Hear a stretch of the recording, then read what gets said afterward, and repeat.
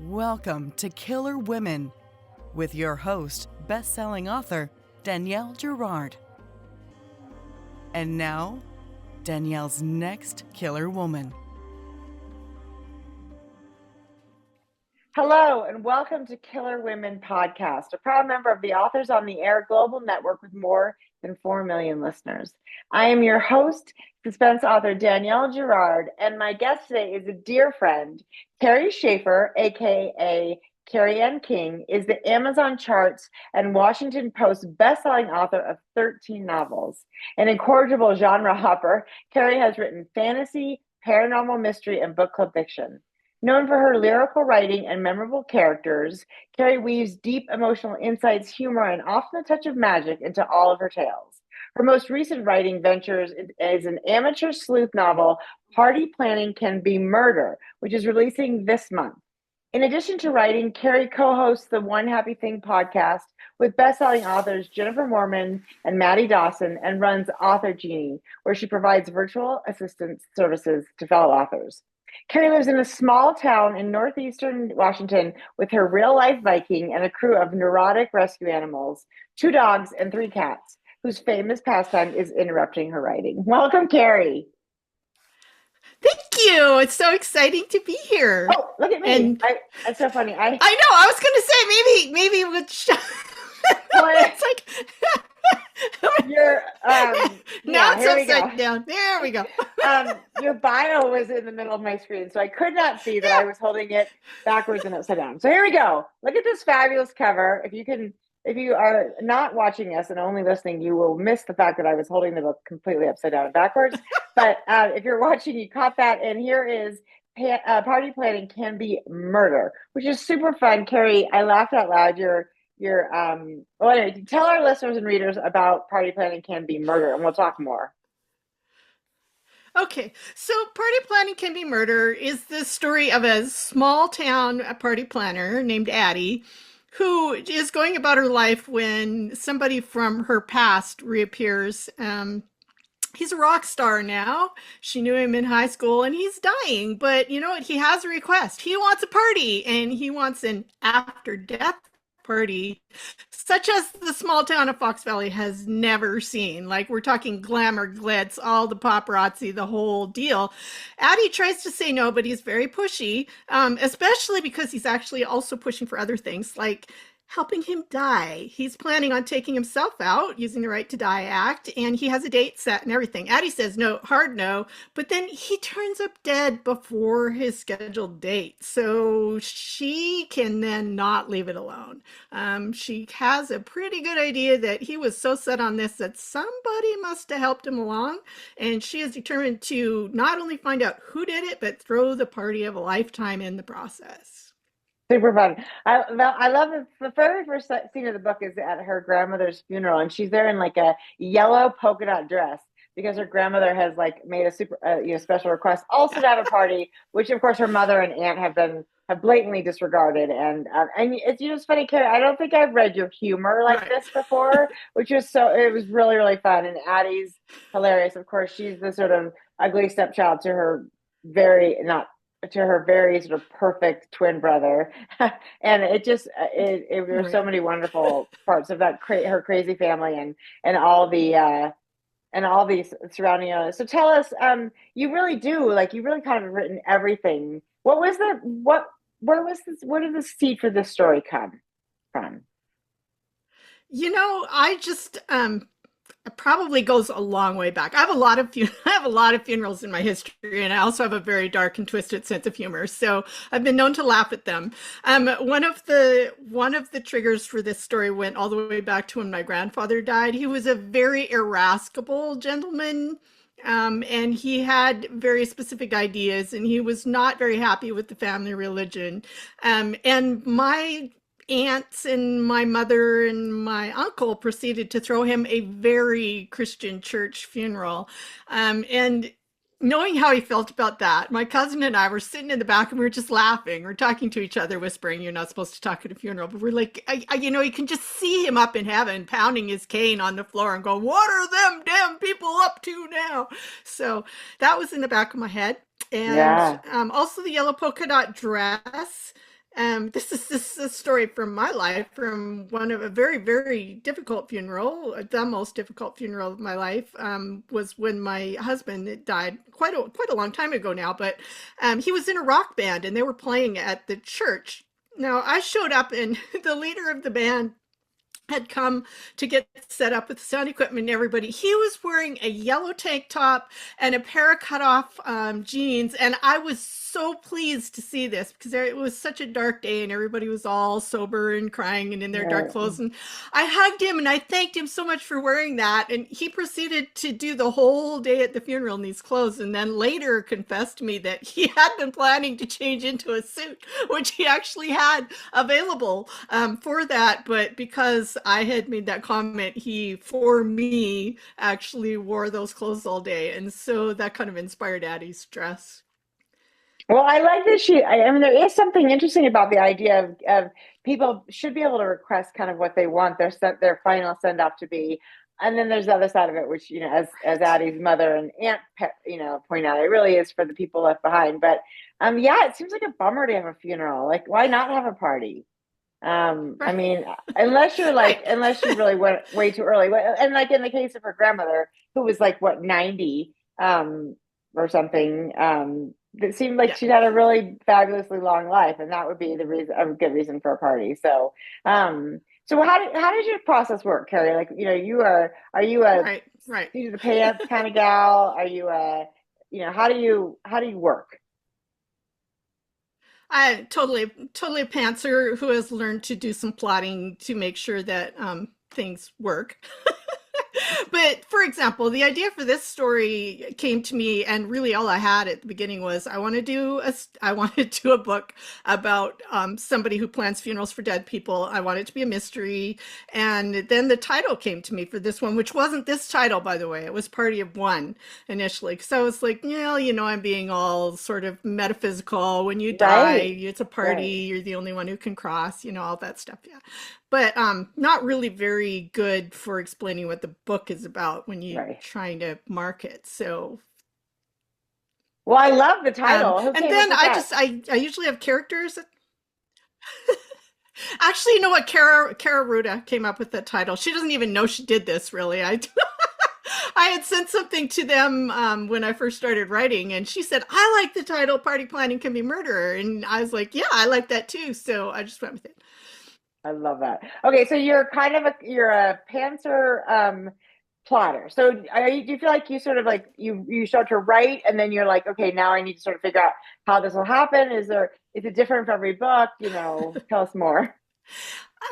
Usually I usually have characters first. Characters show up and I have an idea, like this one, somebody who's going to plan parties for dead people. And then I need a good character. So usually the character shows up and starts talking, and then I start throwing other people at them to interact with, and plot points and whatever. Especially with a mystery, then I'm like, okay, where's there has to be a body somewhere near the beginning. I need to know all these things. So I actually use a framework that is the 12, it used to be 12 key scenes, and now he's changed it, and now I can't remember the author's name, of course, because proof. Anyways, it's my favorite plotting method because it's these signpost scenes. So it works great if you're a pantser, because you just know I need to go through the first doorway at about 50 pages for my average book. That needs to happen there. And then in the middle of the book, I need a stakes thing. And in between, there's these other little scenes that need to happen. So I just kind of have my eye out for, I know that this needs to happen with the plot now, but I can still make it all up as I go along. I've tried. My editor at Lake Union, I used to have to turn in a synopsis before I wrote the book, and I would just tell her, Jody, I'm giving this to you, but it's not going to look anything like this when I'm done. And she would just laugh and say, I trust you, and that's what would happen. So, yeah, I mean, I go off the rails. I agree. I think it's really hard to predict how a story will come out. Well, I want to know the 12 Beats book. How do we look this up, Kerry? Who is this brilliant person? I'm going to think of it. It's gonna come to me while we talk. Okay, I love it. It'll come to me.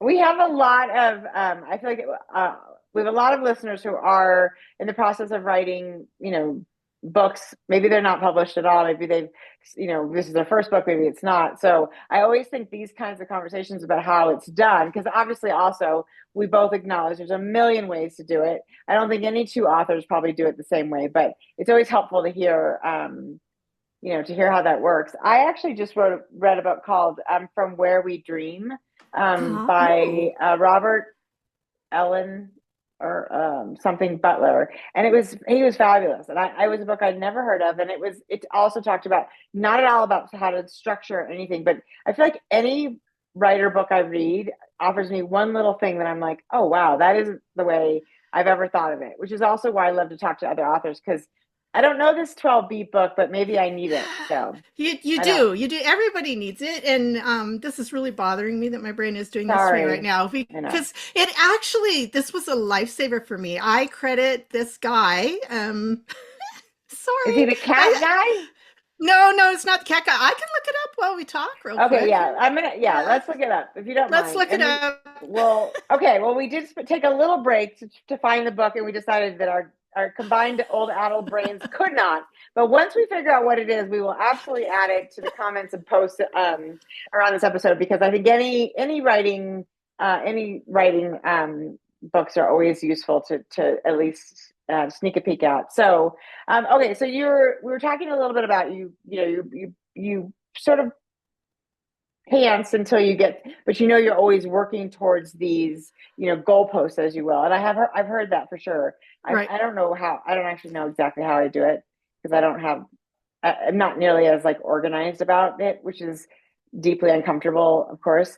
So before this, like you said, how do you sort of figure out, I've only ever written murder, I mean, for whatever reason, but how do you sort of is it just the idea? So for instance, are you working on something? Well, you're going to write, this is the beginning of the series, which is super exciting.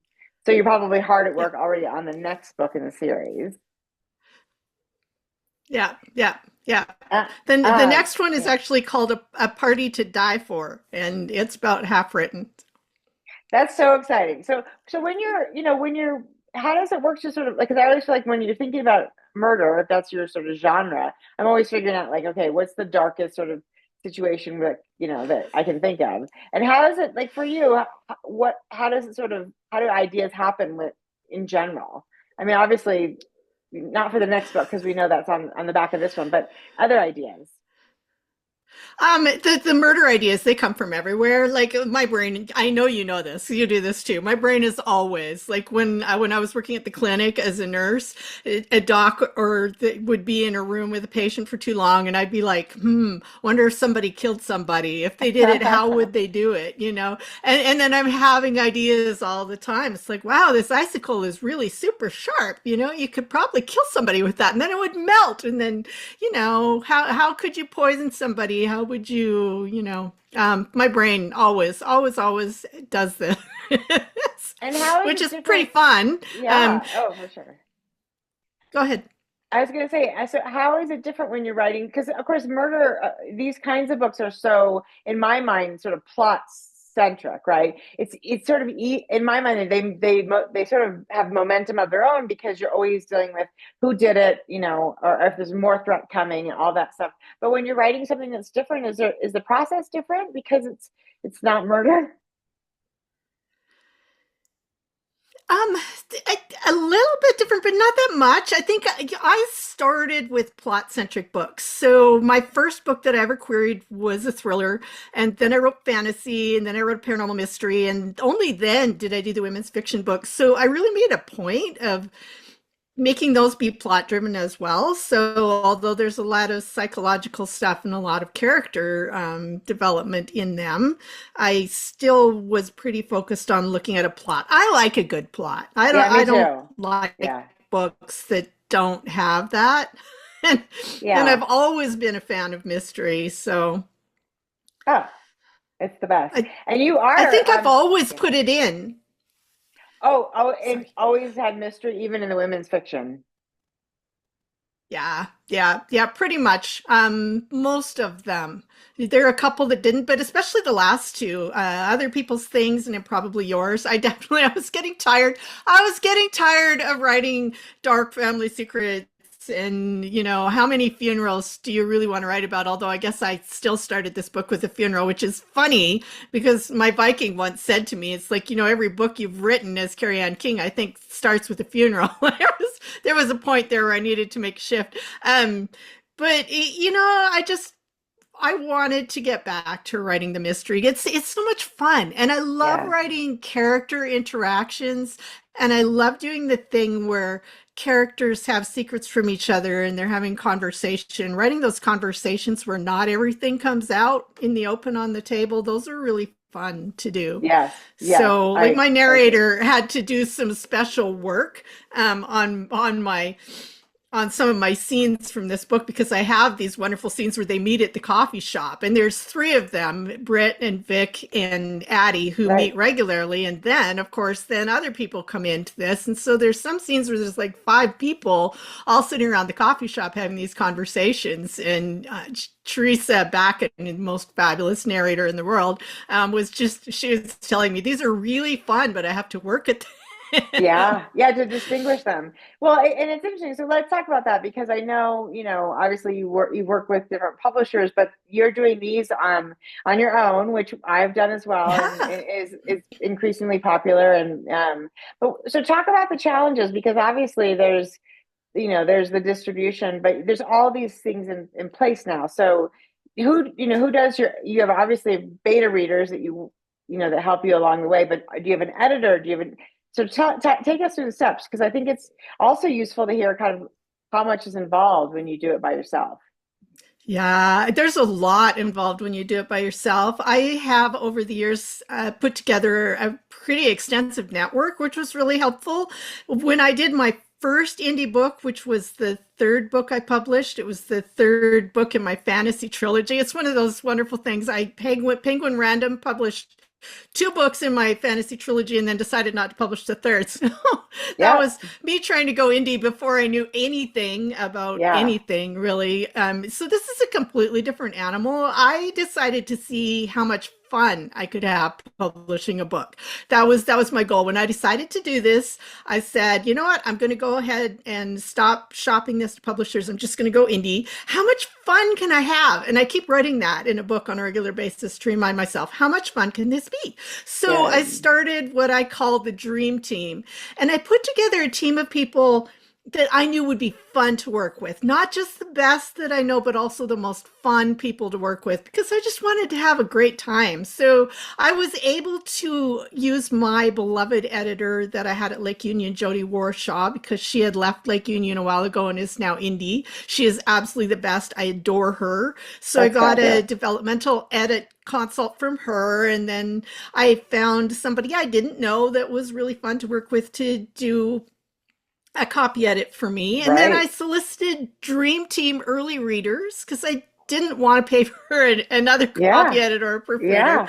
So I have my Dream Team early readers, and then Teresa Backen, she's just so fun, and she has a wonderful podcast, and she's a brilliant narrator. So she happened to have room in her schedule, so I pulled her in to narrate the book for me. And then fortunately, I know how to do my own formatting and that stuff for doing the indie. So I did that. And cover design.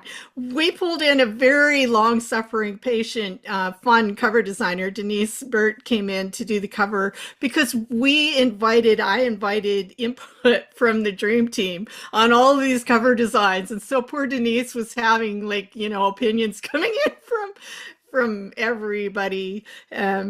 It is fun. I mean, I love the cover. I mean, she did a great job with that. It's fun. Covers are my favorite part. I feel like it's so fun when you sort of look at your book and you see the cover and it starts to feel real. That's for me when I feel like it starts to be the real thing. Well, she did a great job. So now you're about halfway into the 2nd book. Obviously, Addie's, we know from no spoilers at the end, but there is a hint that this is not the end of Addie's new business, her new sort of party planning side business.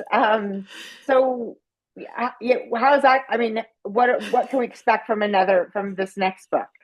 The next book is really fun. The next book, actually, what inspired the idea for the second book was an actual article, a news article I saw about a woman who didn't have a lot of people in her life, and she wanted a bunch of people come to her funeral. So she set it up so that she would raffle off her car to anybody who came to her funeral. And this wonderful young college student won the car.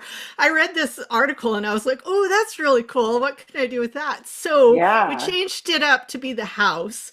So this woman who is dying wants to give her house away at the block party. But then I'm like, well, why would you give away your house? And what kind of person would you be? So she is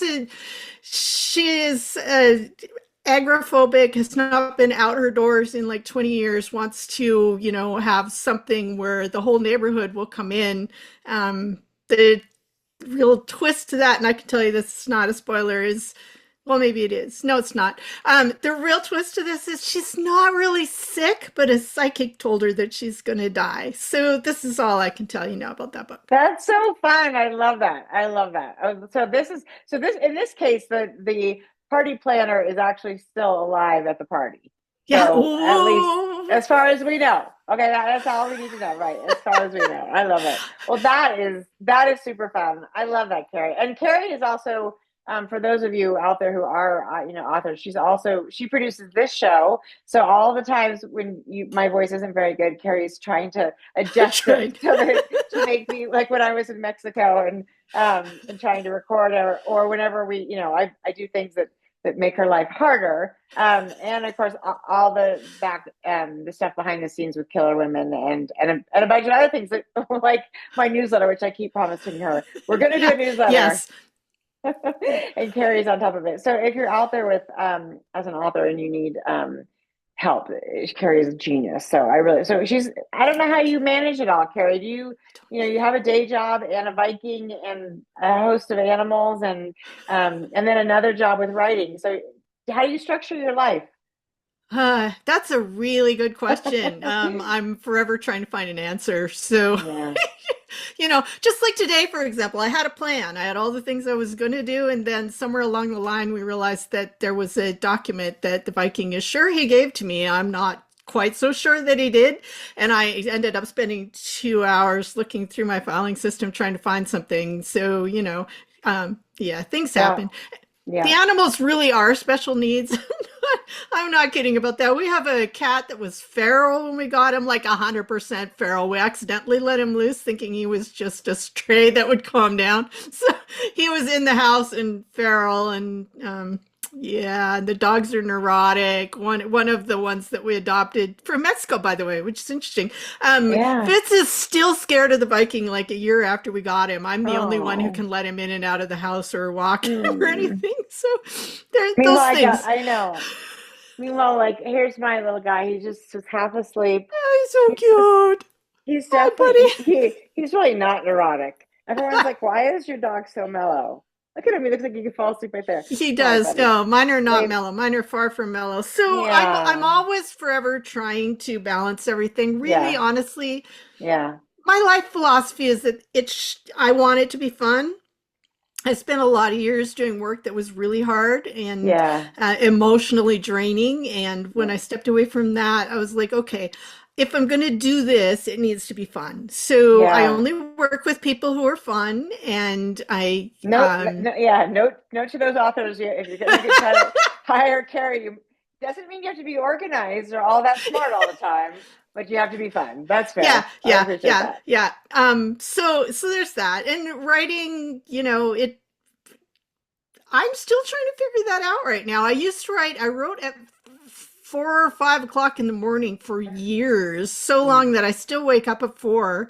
But now my dogs are super needy first thing in the morning, and they will not leave me alone. So for the first couple of hours I get up in the morning, it's not prime writing time now. So I do other things, and then the day gets on, and I'm still trying to figure out how to change that now, because that was my thing that I did. So, but it's nice because everything I do can be flexed. So I Yes. can move it around. I can do an Yeah. hour of client work in between an hour of writing. I can interrupt what I'm doing to go do something else. I Right. work from Right. home. So Yeah. it's a lot of juggling. I'm finding that I need to again start scheduling writing. So I've been making a point Yeah. of leaving the house, coming out here to my cabin. Used to be the kids' rock and roll cabin when they were teenagers, and now it's my writing I workspace. love it. So yeah, so I make a point of coming out here about as soon as I've fed the dogs breakfast, get out here, and then they have to leave me alone because, well, I'm not there, and then I can Exactly. That's smart. focus. It's nice to have a place you can escape to. I think especially when I mean, you and I are done raising kids, at least to a certain point. But when they're at home and you're a mother and on top of everything else, right? It's really, really hard. So, um, It was crazy, but you know what? I wrote 2 books a year while I had kids at wow. home and was working. And I don't know how I did that now. I was laughing. I was remembered that the other day. Our kids are all very different, small house. So I remember sitting at the kitchen table writing, and one kid, right, 20 feet away playing video games with the TV back then, loud, no Right. headphones. One kid on the piano, same room, grand piano, Right. playing whatever he was making up. And then the other one upstairs with his rock guitar plugged into the amp. And then they'd do volume wars because they couldn't hear. And I wrote like that. And then when they all left, it was too quiet for a It's while. And interesting. Yeah, it is I didn't interesting, know right? how. It's amazing what you can get used to. It's like if you grew up in a city and then all of a sudden you try to sleep in the quiet of the countryside. Yeah, I mean, it's true. Also, I sort of think the same is true for me. I was in many ways much more efficient when I was raising kids. On the other side, I feel like I'm older now. Like I could do it because I was young. I was Yeah, like, yeah, I mean, everything's a little slower now. that's So, true. Yep. so there's that. But this is super exciting. Okay, well, so tell Kerry. So you are both Kerry Schafer and Kerry Yeah. Ann King. So we're interviewing two Kerrys. There's two sides of Kerry here today, which is super fun. So tell us what's the best place to find you. On Instagram and social media and your website. If we want to get to know your other books or find you on Instagram. I know I follow you in all these places, but I can't remember how. Right. The best place to find me is just at my website, which is All Things Kerry. Kerry is spelled Kerry, allthingskerry.com. I used to have a Kerry Ann King website and a Kerry Schafer website, and it was just a pain in the ass. So I Yeah. combined them into All Things Kerry. My Instagram handle is the same. It's all.things.kerry. I'm not on Instagram very reliably or Yeah. Facebook. I don't love my social media. I find whenever I go on there, then I start scrolling and then I start doom I scrolling and then, know. it's like, so I don't like to be there all that much. But my Yeah. website has everything you need to know. I have a really fun, it's true, like my readers tell me this. I have a fun newsletter. I'm not going to spam you. You'll get a free read if you sign up for that. You'll find it on my website. So that's the best way to get all the news, but you'll find everything you need to know at allthingskerry.com.